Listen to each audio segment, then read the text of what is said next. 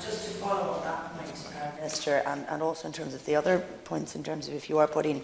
a further an amending bill forward in the autumn, I expect that many of us would want to be consulted on such a bill for various other issues. But in relation to just what was said around the quality and the quality in terms of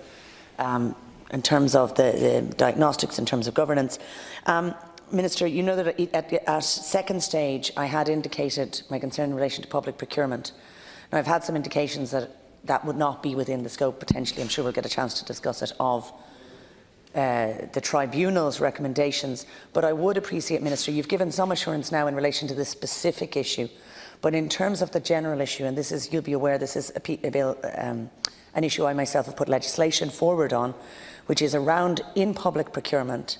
ensuring that we use as default price-quality ratio and an emphasis on quality rather than the lowest cost model, and that lowest cost would become the exception rather than the rule. And I think it's particularly important in areas such as health and social services, which have such direct personal impact on citizens. So, Minister, you might indicate, I'm hoping that as well as learning within the actual issue of cervical check and in terms of screening now, that there's also some extrapolation and a further review or consideration in relation to other procurement within the health services, in terms of trying to ensure that we do have, across the many areas where contracts are being given,